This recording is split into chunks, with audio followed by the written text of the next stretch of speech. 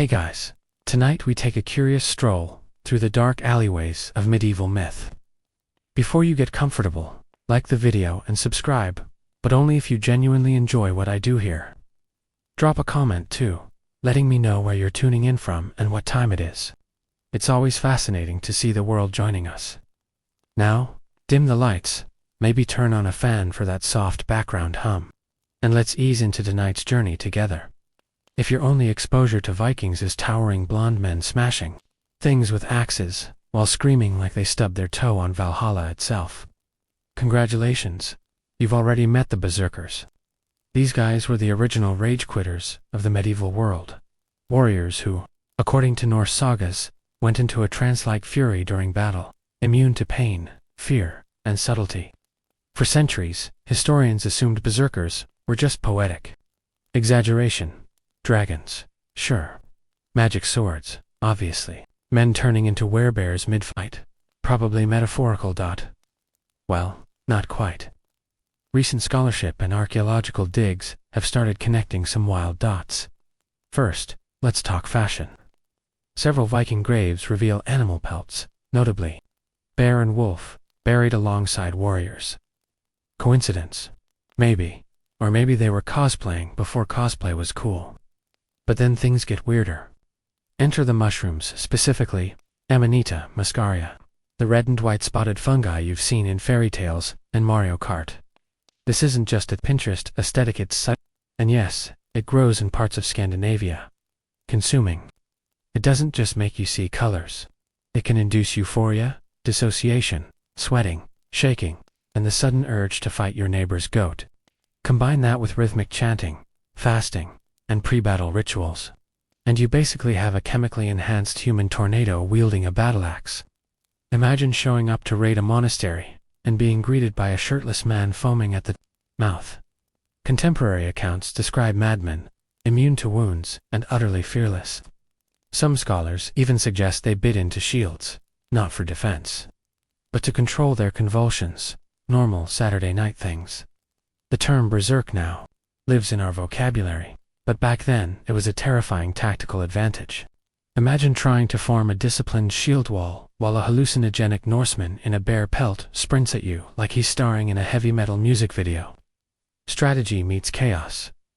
Fast forward to 1518, the year hundreds of people in Strasbourg, France decided to fight despair, famine, and disease the only way they knew how: by dancing. Not metaphorically, literally dancing until their feet bled and their hearts gave out. Local authorities even considered banning music as a healthier option than banning witches. It started small. One woman, Frau Trophia, stepped into the street and began dancing. No music, no audience, just pure medieval groove. A couple of hours in, you'd expect someone to hand her a loaf of bread and suggest a nap. Instead, people watched, and then joined. Within days, dozens were dancing, then hundreds. Not at a festival, in sweltering summer heat, without food or water, and with no sense of self-preservation. It would have made a great TikTok trend, minus the mass casualties.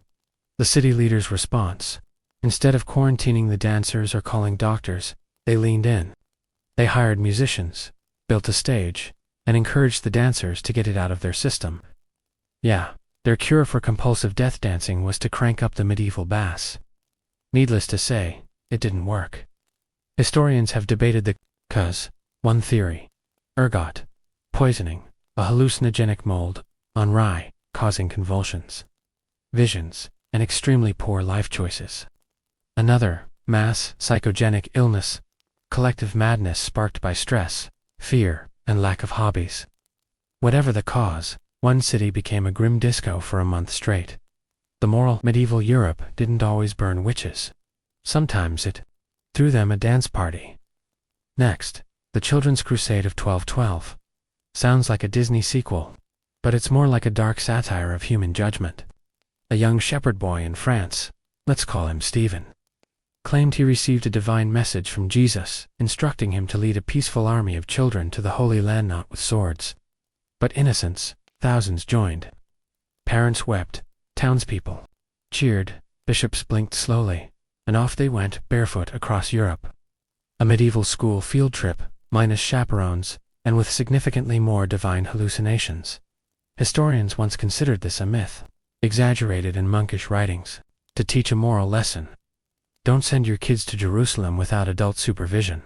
But over time, documents, surface church records, royal decrees, city archives all confirming a mass movement of very young, very idealistic feet. Outcomes varied.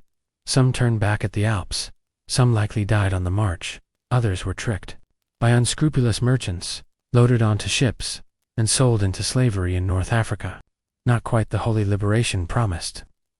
Scholars now believe many participants were teens or poor peasants labeled as pueri, Latin for children or servants. Mass delusion, sincerity, and epic miscalculation, definitely real. Picture: a quiet 14th century French village. A pig escapes, bites a child, and the villagers don't just butcher it or blame the nearest peasant. No, they drag it to court. Animals were literally put on trial.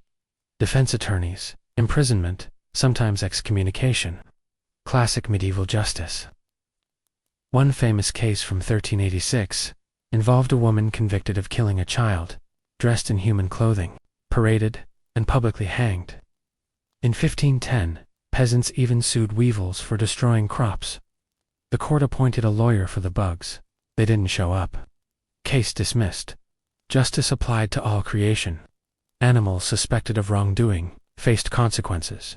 Some trials were ecclesiastical, some secular, but all show how humans anthropomorphize anything with legs and a bad attitude.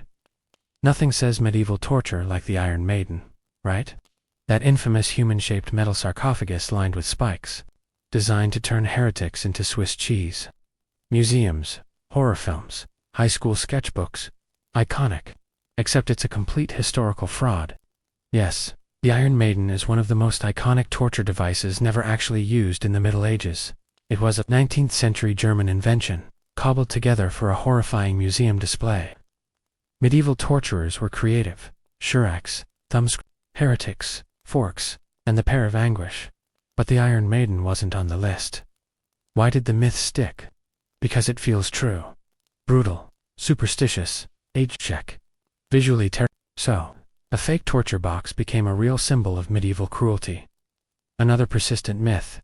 Medieval Europeans thought the earth was flat. Nope. Not clueless. They had other problems. Plague, famine, invasions. But planetary geometry wasn't. One of them, most educated people, knew the earth was a sphere. Monks, scholars, and sailors understood this. Schoolbooks, from the 1200s, explained it, often with threats of eternal damnation for misremembering Latin. The flat earth myth, 19th century revisionism to make the Renaissance look cooler. Medieval cosmology came from thinkers like Isidore of Seville, Bede the Venerable, and Thomas Aquinas.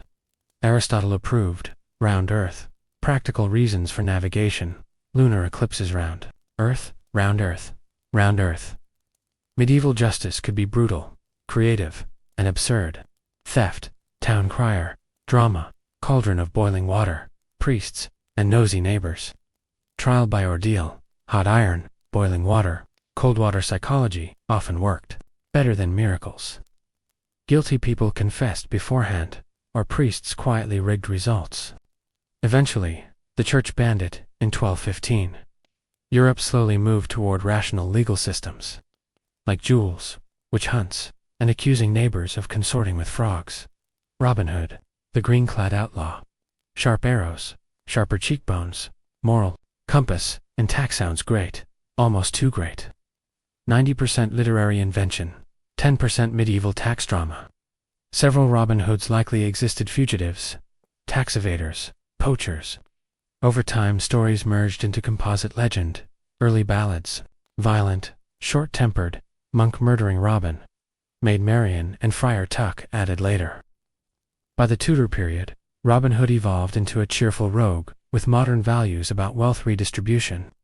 Conditions creating the myth: corrupt officials, hungry peasants, cinematic forests very real, black knights brooding armored figures, medieval Batman with worse dental hygiene. Actually, just nobles in black armor or livery. Edward of Woodstock, the Black Prince, a 14th century commander beloved, feared, possibly for burning French towns. Not soul harvesting, literary villainy, and slow-motion drama. Centuries later, some medieval stories sound like a pint-fueled fever dream. Take Crowland Abbey in the English Fenlands, a shining city built in a swamp by monks. Folklore called it Holy Venice, more prayer, less gondolas. Excavations confirmed the abbey rose out of muck causeways, raised walkways, clever drainage. Monks weren't praying in mist, they were engineering. Swamp location, isolation, and tax breaks. Result: miracle of persistence, engineering, and mild dampness. Even the strangest medieval legends may hide soggy truths. And Pope Joan, the mysterious woman who supposedly fooled the Catholic Church, became Pope, and gave birth mid-procession, your standard medieval Tuesday. Whispers for centuries, denied furiously by scribes. Modern historians debated. Early chronicles hint at her reign in gaps between Leo IV and Benedict III. Hollowed throne tradition. Some say it checked holy plumbing. Art complicates matters. Medieval tarot decks and murals show a female pope figure. Joan, or just the Middle Ages, being weird again, with symbolism. Hard to say, medieval art wasn't exactly subtle. Dragons beside saints, horses with human feet was a visual language where exaggeration was the norm. So what about Joan? A real person, erased from history. A medieval urban legend. A proto-feminist fever dream. Maybe somewhere in between. There's no definitive proof she existed, but also no papal decree outright debunking her. Just a lot of very anxious-looking church historians from the 14th century onward, desperate to change the subject. And if she did exist, she pulled off the greatest medieval disguise ever, and hosted the worst gender reveal in history. Speaking of unlucky tales, the origin of Friday the 13th isn't about spilled salt or broken mirrors. It's linked to the dramatic downfall of the Knights Templar, and unlike most campfire stories, it's grounded in history, complete with swords, and a very angry French king. October 13th, 1307, a Friday. Naturally, King Philip IV of France decided he was done being broke and slightly jealous of a secretive military order with more land, more money, and frankly, better capes than he did. With all the subtlety of a toddler flipping a board game, he ordered the mass arrest of the Knights Templar. Across France, hundreds were seized, tortured, and accused of crimes from spitting on the cross to worshipping a mysterious bearded head, which, if you've seen medieval relics, isn't actually that weird. Pope Clement V tried to act surprised, but eventually folded under pressure, by which I mean Philip literally breathing down his neck with an army. The Church disbanded the order in 1312, and the last Grand Master, Jacques de Maule, was burned at the stake in 1314, before his fiery exit. He allegedly cursed both king and pope, and guess what? They both died within a year. Coincidence, or medieval karma?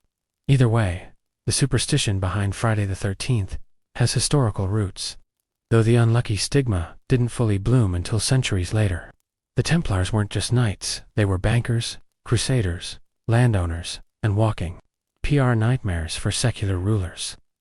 Their downfall wasn't about heresy, it was debt. King Philip owed them big time, and nothing clears a tab like strategic executions and a smear campaign. Now medieval surgery. Chances are, you picture a bearded man with questionable hygiene, hacking off limbs with a kitchen knife while screaming, "God wills it," over a chorus of Gregorian chants. And yes, that happened more than once. But here's the twist. Some medieval medicine actually worked. Recent analyses of 10th-14th century manuals and archaeological remains show surgeons were surprisingly competent at wound care, trepanning, and even cataract surgery, with tools that looked like a blacksmith's budget line. Trepanation drilling, a hole in the skull to relieve pressure. Cure headaches, or release demons worked more often than you'd think. Archaeological evidence shows healed skulls, meaning survival wasn't rare. Wound care involved recipes from texts like the Trotula and Chirurgia Magna, honey as an antiseptic, wine as disinfectant, linen as bandage, not penicillin, but better than rub mud, hope for the best. Dental work. Some surgeons used gold wire for loose teeth. Medieval toothpaste was mostly charcoal and regret, but hey, they tried. Leeches, urine analysis, suspicious moles leading to accusations of witchcraft. Sure, but overall, if you avoided plague, war injuries, and humor imbalances, you had a decent fighting chance with a competent barber surgeon. Hygiene, too, wasn't what pop culture makes it out to be. Not everyone was a stinky wool-wrapped potato. Archaeology and manuscripts show regular bathing, grooming, and scented oils were part of a decent person's routine. Wooden tubs, hot water, public baths in Paris, London, and Islamic caliphates, nail trimming, ear cleaning, and even armpit plucking were common. Nobles used perfumed gloves, tooth powders of burnt rosemary, and crushed shells. Did they shower twice daily? No. But they bathed and, importantly, didn't all smell like fermented onions. The post-medieval stereotype of stinky peasants comes from Renaissance and Enlightenment bias, plus a few 19th century illustrators who loved dirty peasant tropes. Even legal trials could be odd. Take the ordeal of consecrated bread. An accused clergyman was handed a small piece of holy bread before a jury of solemn, probably half-asleep monks. Chew and swallow it without choking. Innocent, gag, choke, or look nervous. Guilty, God had judged you via carbs. It was essentially a medieval lie detector, only with more prayer and less technology. Eventually, Pope Innocent III banned clergy from participating in these trials in the early 13th century. But the fact it existed at all is mind-blowing. Initiation into the Templars was no casual affair. It began in darkness, at a priest fortress monastery, part barracks, part sanctuary. Candidates arrived unarmed, humble, leaving behind family, armor, and worldly glory. They were admitted into a torchlit courtyard, then guided into a stark chapel, heavy with anticipation. The brothers, white mantles marked with red crosses, watched silently. Questions pierced pride. Did you come willingly? Free of debt, marriage, divided loyalties? Could you endure hunger, hardship, death? Hesitation could mean rejection. Those who stayed proved resolve before the master. Then came the vows: poverty, chastity, obedience. Renounce all possessions, family, and personal will. Sleep on straw, eat meager rations, obey every command even unto death. In return, belonging to a brotherhood, serving Christ. Vows were sealed with the kissing of relics crosses, bones, gospel manuscripts binding the candidate spiritually. Kneeling before the master symbolized surrender to discipline and divine mission. Finally, the communal stage. The brotherhood witnessed and accepted the candidate. A kiss of peace, or symbolic embrace, confirmed his new life. Outwardly simple, but profoundly transformative. Capped by the investiture of the white mantle, shedding old identity, becoming a Knight Templar. Brought once more before the altar, the initiate felt the weight of centuries pressing down upon him. A senior brother stepped forward, carrying the mantilla, simple white cloak marked with a crimson cross. Its austerity contrasted sharply with the ornate tunics and colorful heraldry of ordinary knights. While others adorned themselves with family crests and gold embroidery, the Templar mantle spoke of humility, purity, and unwavering devotion. The red cross over the heart was not mere decoration. It was a stark reminder that blood might be demanded, that sacrifice was inevitable. As the garment was placed upon the initiate's shoulders, the master spoke solemnly. The whiteness symbolized chastity and spiritual cleanliness, the cross, both a burden and a blessing. To Dan, the mantle was to proclaim before all men that the wearer had renounced the world. Wherever he traveled through the streets of Paris, across the deserts toward Jerusalem, or into royal courts, the cloak announced him as a Templar, bound by vows that set him apart. The investiture came with a warning. The master reminded the new knight that if he ever betrayed his vows, the mantle would turn from blessing to curse. To dishonor the cross was to invite eternal damnation. This garment was more than clothing. It symbolized spiritual marriage to the order, a bond that could not be worn lightly. The chapel fell into hushed reverence as the initiate rose, cloaked in white and red. For the first time, he stood visibly as a Templar knight. The assembled brethren no longer saw a candidate, but a brother, clothed in the same sacred colors they bore. Pride and dread mingled in the air. Pride in joining one of Christendom's most powerful orders. Dread in realizing that every step, every battle, every prayer henceforth would unfold under the shadow of that crimson cross. The mantle was both glory and burden entwined. No initiation was complete without a shared meal, not a lavish feast, but a communal gathering where the new knight joined his brothers for the first time. In medieval society, eating together was more than sustenance. It was a declaration of kinship. For the Templars, whose lives were governed by discipline, the shared meal carried profound symbolic weight. The banquet was modest, reflecting the vow of poverty. There were no golden goblets, no extravagant spices, no musicians to entertain. Instead, the knights sat shoulder to shoulder at long wooden tables, eating plain fare, bread, broth, beans, perhaps roasted meat, if available. Portions were measured, indulgence forbidden. The silence of the earlier ceremony gave way to murmured prayers and quiet conversation, the steady rhythm of spoons against bowls. For the initiate, this was the first test of belonging. He was no longer an outsider. He was a brother, following the same rules, eating the same food, drinking the same watered wine, and stepping fully into the rhythm of Templar life. At these tables, there were no distinctions of birth or rank, no noblemen or peasants, only brothers bound by vows.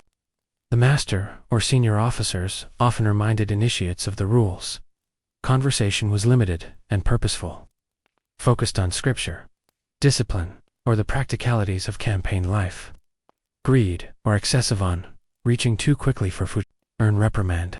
The act of eating became a continuation of the vows, simplicity, obedience, and humility enacted in motion. There was also a spiritual dimension. Breaking bread together echoed the Last Supper, the fellowship of Christ and his disciples. Just as oaths had been sworn before relics, now the initiate confirmed unity through shared sustenance. Eating the plain bread and drinking the modest wine, he felt bound to his brothers not only in battle but in daily life, hunger, and prayer. By the meal's end, he had crossed the threshold fully questioned, tested, bound by oaths, and nourished alongside his brethren. The final stage of initiation remained, the blessing that sealed the knight into eternal brotherhood. Every prior step, the questioning, the vows, the kneeling, the relics, the mantle, the communal meal led to this moment. Before God and fellow knights, the initiate was consecrated as a full Templar. The chapel fell into reverent silence. The master lifted his hands, invoking Christ, the Virgin Mary, and the saints as witnesses to the vows. This blessing was not symbolic. It was believed binding. The initiate was spiritually marked, set apart from the ordinary world. No longer a free knight, he was a soldier of Christ, sworn to defend the faith unto death. Accounts suggest that this blessing carried a warning. To break the vows was to betray not only the order, but God himself. Earthly disgrace and eternal punishment awaited any who faltered. Once bound, release was impossible, only a life in service or death in dishonor. After the blessing, all knights joined in Latin chants surrounding the new brother, a chorus that resonated through the stone walls and swept him into the rhythm of the order. It was both farewell and welcome, a departure from worldly life, an entrance into something eternal, at last. The master declared him a brother of the temple. Murmurs of approval moved through the ranks. The knights offered gestures of Pisa. Kissa clasped hands, small acts carrying enormous significance. He was no longer an outsider. He was a man consecrated, bound to fight, pray, and die alongside his brothers. Clothed in white, bearing the red cross, the world would see a knight. Within the order, he was something greater, transformed, consecrated, and forever pledged to the temple and to God. In Rome, the bodies of prostitutes were legally public property. Even freed women who chose the trade voluntarily could never escape societal stigma. They were forever branded, no matter their wealth or age. Yet, Rome could not function without them. Philosophers like Cicero and moralists like Seneca admitted that prostitution maintained social order, providing a sanctioned outlet for male desire. Augustus himself regulated the trade, requiring prostitutes to register with the authorities. Rome institutionalized what it simultaneously despised, embedding brothels into the lifeblood of its cities. The stigma extended even to geography. The lupanor was not in Pompeii's elite neighborhoods, but in a working-class quarter among taverns and shops. Respectable women would never cross its threshold. Noble families would scarcely acknowledge it, yet its clients spanned every social stratum. The building was central and marginal, at once a paradox carved in stone. This tension between tolerance and shame defines the lupanar. It was neither hidden nor celebrated, but accepted as an essential, even useful part of Roman life. The brothel embodied the contradictions of Roman morality, desire and discipline, acceptance and condemnation, all woven into a society that lived comfortably with both. When Mount Vesuvius erupted in 79 CE, it destroyed Pompeii and preserved it. The lupanar, sealed beneath layers of ash and pumice, froze in time, a snapshot of Roman life that might otherwise have vanished. Unlike Rome itself, where centuries of rebuilding erased the past, Pompeii remained a unique archaeological time capsule. Its stone beds still stand in cramped cubicles, worn smooth by countless encounters. Erotic frescoes remain vivid, their colors protected by volcanic ash, their scenes shockingly direct to modern eyes. Graffiti lines the walls as it did nearly 2 millennia ago, preserving the names of women and the casual boasts of clients. Every scratch, every crude drawing, every word became immortal the moment Vesuvius erupted. For historians, the lupanar is more than a curiosity. It shows how openly Romans integrated sexuality into urban life. The brothel was not an exception, but a legal, regulated, normalized institution. Its survival confronts us with the unvarnished reality of Roman society through literature, but through raw, unpolished remnants of daily transactions. Its legacy lies in its contradictions. A society that commodified women while celebrating sexual freedom, allowing men indulgence without shame while condemning women to lifelong stigma. Today, visitors flock to the lupanor, drawn by scandal. Yet these narrow rooms are more than relics. They memorialize lives lived in shadow, women who labored unseen, men who inscribed their names into eternity, and a city that accepted commerce alongside lust, preserved by catastrophe. The lupanar speaks across millennia. Beneath Rome's grandeur lay a world that was hungry, flawed, passionate, profoundly human. In Sparta, marriage bore no resemblance to romance, candlelit evenings, or tender vows. It was a duty to the state, a ritualized obligation designed to serve the city's relentless pursuit of strength. Unlike Athens, where marriage reinforced family alliances and household management, Sparta prioritized producing strong children, future warriors, and resilient mothers. Personal desire mattered little. The collective needs of the polis came first. Every Spartan institution, from education to religion, served military objectives.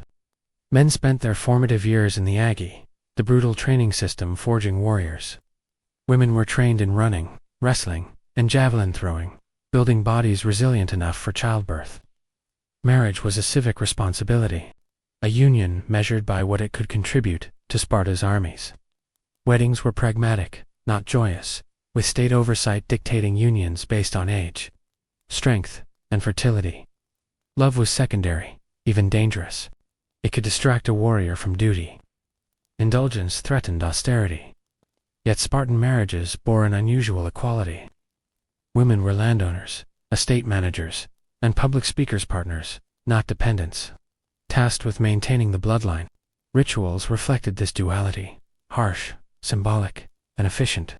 Marriage was not about passion, but necessity, a calculated union designed to serve the city. The timing of marriage was carefully controlled. Men married at 30, after proving themselves through years of military discipline. Women married in their late teens or early 20s, their youth ensuring fertility aligned with Sparta's goals. The result, seasoned warriors paired with physically robust brides, optimizing the production of strong offspring. Paradoxically, this created unusual female influence. With husbands in barracks until 30, wives managed estates and finances, wielding responsibilities far beyond those of Athenian women. The age of marriage reflected ideology as much as biology, a timetable crafted to maintain. Sparta's war machine, Wedding night customs were equally extreme. Brides were stripped of traditional femininity, heads shaved, dressed in male cloaks, simple sandals replacing adornments. This transformation symbolized austerity, strength, and equality. It softened the groom's transition from all-male barracks life, preparing both partners for the fusion of duty and family. The ritual also included a staged abduction, dramatizing the union as conquest rather than romance, reinforcing secrecy, restraint, and Sparta's disdain for extravagance. Even after marriage, husbands continued living in barracks, visiting wives only secretly at night. This separation emphasized the primacy of military service, yet empowered women as estate managers and economic stewards. Children were the ultimate goal, sons for the Agi, daughters as future mothers of warriors.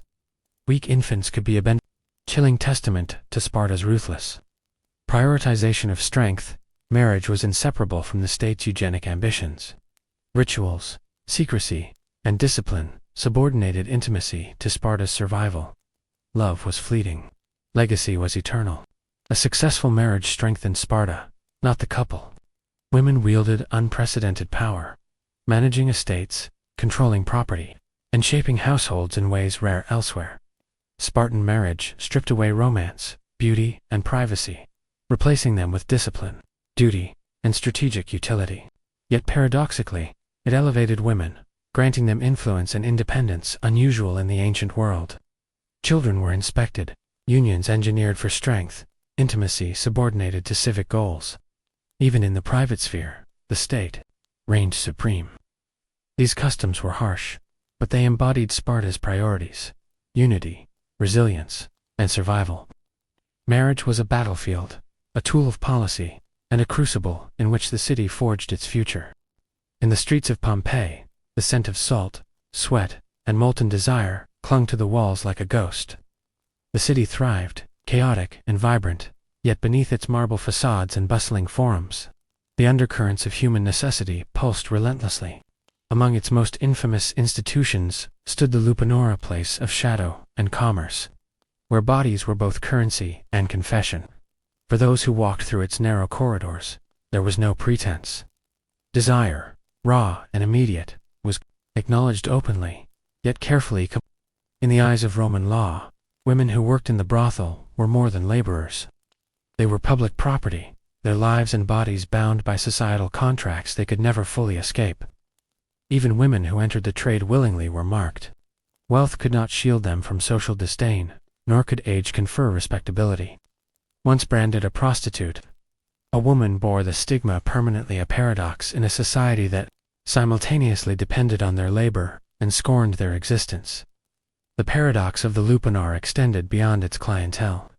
Moralists, like Seneca, the philosophers who lectured on virtue, and Cicero, the statesmen attuned to the pulse of Roman order, recognized that the brothel played a crucial societal role. It was a controlled outlet for male desire, a pressure valve that prevented disorder from erupting in the streets. Augustus himself codified this necessity, requiring the registration of prostitutes, formal acknowledgement that the very acts Romans despised were indispensable to the maintenance of their urban fabric. The Lupanar, nestled not in Pompeii's glittering elite districts but among taverns, workshops, and the hum of daily commerce, exemplified this tension. Its walls contained a city's contradictions: central yet marginal, accepted yet shunned, necessary yet reviled. Every fresco, every scratch of graffiti, every smooth stone bed spoke not only of lust, but of the complex interplay between law, morality, and desire. When Mount Vesuvius erupted in 79 CE, Pompeii's streets froze in time. The Lupanar, like the rest of the city, was sealed under a tomb of ash and pumice. Unlike Rome, which rebuilt over centuries, erasing layers of memory, Pompeii became an unparalleled time capsule. Archaeologists stepping into its narrow corridors encounter the intimate details of Roman life, preserved with shocking clarity. Erotic frescoes remain vibrant, unabashedly depicting acts that would shock modern eyes. Graffiti immortalizes the voices of men and women who lived, laughed, and labored in secrecy, names scratched into stone to defy oblivion. For historians, the Lupanar is more than a curiosity. It is evidence of a society that integrated sexuality into its urban order, legalizing and regulating what might otherwise have remained hidden in shadow. Yet the moral lessons of the lupanar are inseparable from its contradictions. Rome commodified the female body while simultaneously celebrating male liberty. Men indulged without fear, while women bore the weight of social stigma, trapped in a paradox that mirrored the city itself. The lupanar becomes, therefore, a mirror of Roman society, a place where desire and discipline, acceptance and condemnation were woven together into the very architecture of daily life. It is a reminder that the grandeur of the empire rested on both its public splendor and its private compromise as a city thriving on contradiction. Across the Mediterranean, another society approached human life with a rigor and severity unparalleled. In the ancient world, Sparta. Here, the rhythms of existence were dictated not by personal desire, but by the demands of the state. Marriage, the sacred union so celebrated in Athens with candlelit evenings and elaborate vows, was in Sparta a matter of civic duty. The personal inclinations of the bride and groom were secondary to the needs of the polis, which demanded strength, discipline, and an unending supply of healthy citizens. Every Spartan institution, from childhood education to religious observance, was structured to produce warriors and resilient mothers. Men endured the agi, the relentless military training system, while women cultivated physical strength to ensure their children's vitality. Marriage was a civic obligation, its success measured not in affection, but in the contribution it made to the perpetuation of Spartan power. The state meticulously orchestrated the timing of marriage. Spartan men delayed unions until their 30th year, only after proving themselves capable soldiers, disciplined and loyal. Women, however, were married much earlier. In their late teens or early 20s, their fertility harnessed as a resource for the polis. This pairing a seasoned warrior with a youthful, robust woman was no accident. It was a deliberate strategy, a careful alignment of biological and civic imperatives designed to produce offspring strong enough to endure the demands of Spartan life. Yet the Spartan system was paradoxical. While men remained tied to the barracks, women wielded authority over estates, labor, and household affairs, in their youth and in their power. Spartan wives embodied both independence and responsibility, a combination unheard of in other Greek city-states. Marriage was simultaneously a tool of state control and a source of female influence, a constant tension between obligation and authority. The first night of a Spartan bride's married life was unlike anything in Athens, Corinth, or the wider Greek world. The bride, stripped of ornament and identity, emerged from her family home, not in silk or finery, but shorn of her hair, clad in a man's cloak, and shod in simple sandals. This act of symbolic transformation was both brutal and precise. Shaving her head removed any vestiges of vanity or softness, the markers of wealth or indulgence, despised by a society that revered discipline above all else. Her transformation was more than aesthetic, it was ideological. She was now not merely a woman, but a participant in the Spartan apparatus, a vessel through which the city would project its power, resilience, and continuity. The ritual did not end with the head. In the shadows of night, the groom, trained for decades in obedience, endurance, and secrecy, carried out the ceremonial abduction. This was no romantic gesture of conquest, no flourish of passion, but a controlled transfer of responsibility and duty. Families were complicit, aware of the staged kidnapping, yet the symbolism was potent. The bride left her father's house behind, leaving childhood and dependency in its wake, and entered the controlled secrecy of marital life. She became simultaneously wife, mother, and custodian of the household, entrusted with both the economic and moral stability of the family estate, while the groom continued his service to the state. The paradox of this arrangement was unmistakable. While Spartan men remained bound to barracks until 30, often absent even after marriage, women wielded unprecedented power. They managed estates, supervised the helots, the enslaved laborers essential to the Spartan economy, and made decisions of wealth and property that would be unthinkable for Athenian women. The young bride, initially stripped of personal identity, emerged as a linchpin of family and state alike. Her authority, though circumscribed by duty, was real and substantial. Her influence shaped not only the household, but the future generation of warriors. The state's interference in personal life, seemingly oppressive, paradoxically elevated women in domains otherwise denied to them across Greece. The early months of marriage were defined by secrecy. Husbands would slip into the private chambers of their wives under cover of darkness, leaving before dawn. Some historians argue this clandestine schedule maintained desire, preventing passion from fading through familiarity.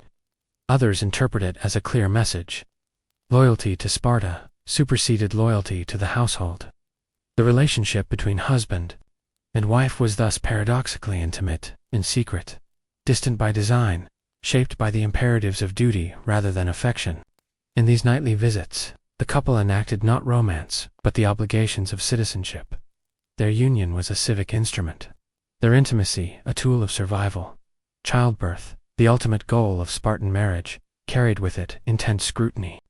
Women were trained from youth to endure labor, their bodies hardened for the purpose of producing strong offspring.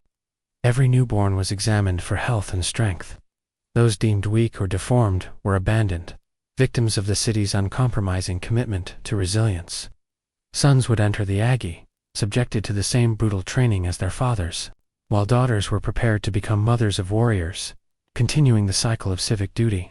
Reproduction then was inseparable from ideology, an act as political as it was biological. In Sparta, love was fleeting, but legacy was eternal. The state's interference extended beyond the immediate family. If a union failed to produce children, or if the husband's genetic contribution was deemed inadequate, practical solutions were employed. Wives might be paired with stronger men to conceive capable offspring, a practice that modern sensibilities might see as shocking, yet in Sparta, it was a matter of civic pragmatism. Reproduction became a carefully managed resource, a selective process that prioritized the future strength of the polis above personal preference or morality. The household was a crucible of duty, and every action within it from marriage to intimacy was in service to the city. This dedication to the collective good did not diminish women's influence. In many ways, it enhanced it. By remaining in the barracks and enforcing the Agi, men relinquished authority over domestic matters. Wives became de facto heads of households, managing property and labor with autonomy. Wealth control eventually extended to substantial portions of Spartan land, with estimates suggesting women might own nearly 2/5 of all property, a staggering proportion in a patriarchal world. Their influence was cultural as well as economic. Mothers instructed sons in the values of courage, loyalty, and endurance, shaping not just the next generation of warriors, but the moral ethos of the city itself. Strength, duty, and austerity were inculcated at every level, from public rituals to the intimacy of marriage.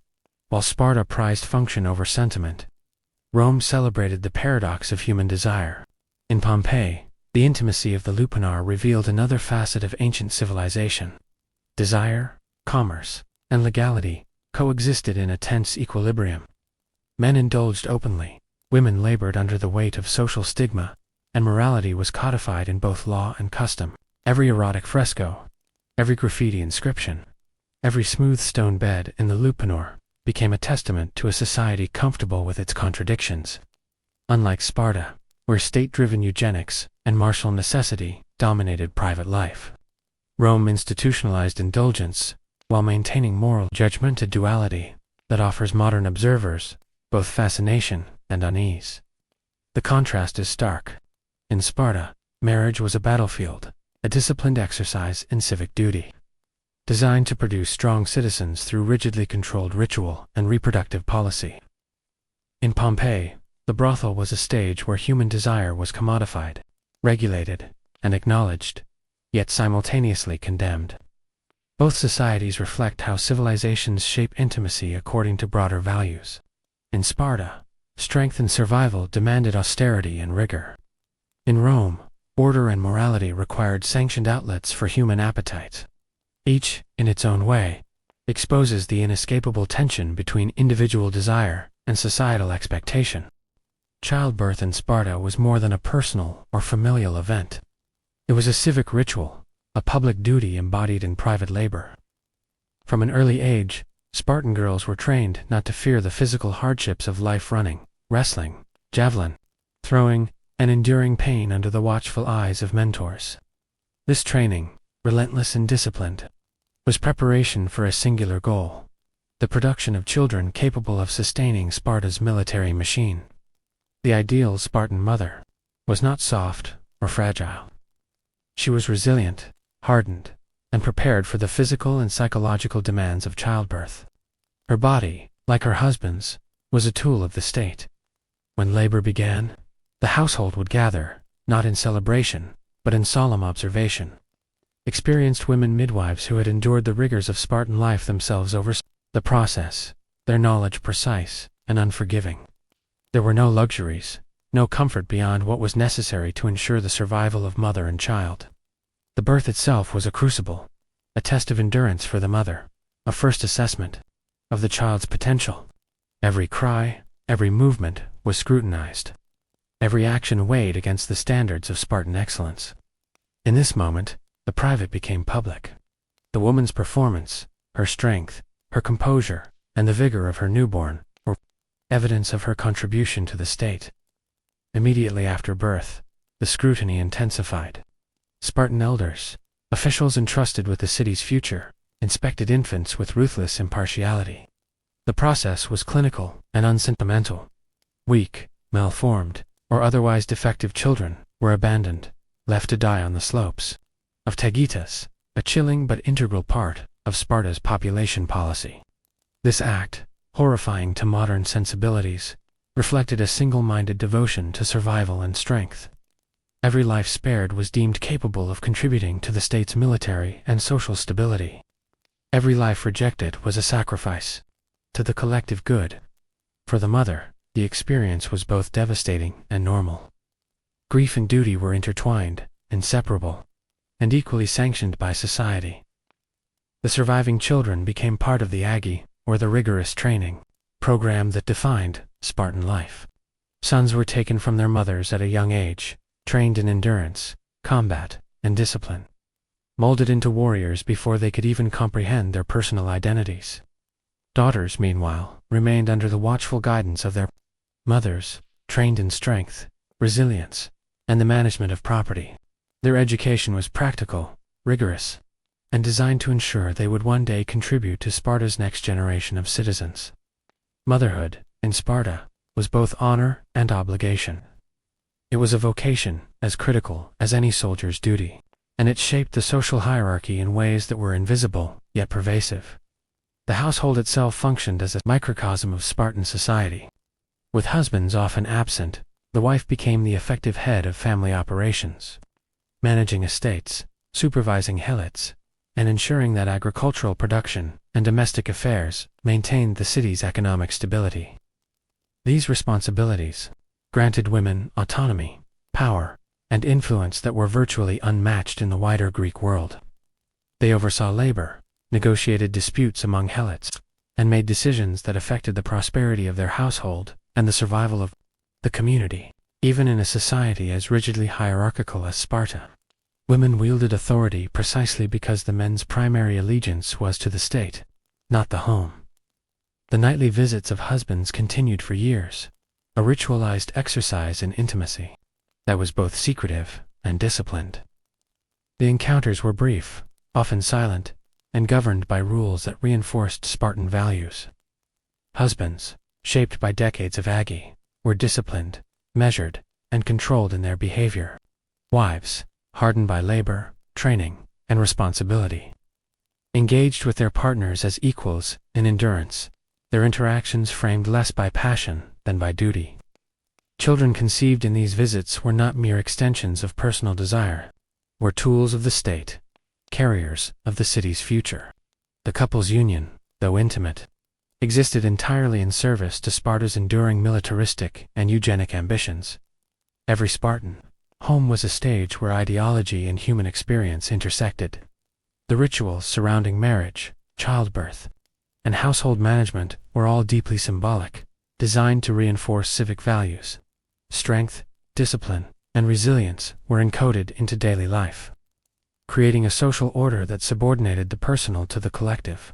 Yet within this austere framework, women held remarkable power. They were managers, decision-makers, and educators. They shaped the physical and moral development of children, ensuring that the next generation embodied Sparta's ideals. The paradox of Spartan life: harsh, unforgiving, yet empowering, was enacted within every household, every birth, and every conjugal encounter. While Sparta demanded austerity and function, Pompeii reveled in contradiction. In the brothels of the lupanar, human desire was commodified, legal, and socially accepted, yet morally condemned. Men indulged, women labored under stigma, and the city codified both indulgence and judgment. Every fresco, graffiti, inscription, and stone bed captured the tension between public morality and private appetite. Desire was openly expressed, yet society demanded shame. Pleasure existed alongside punishment.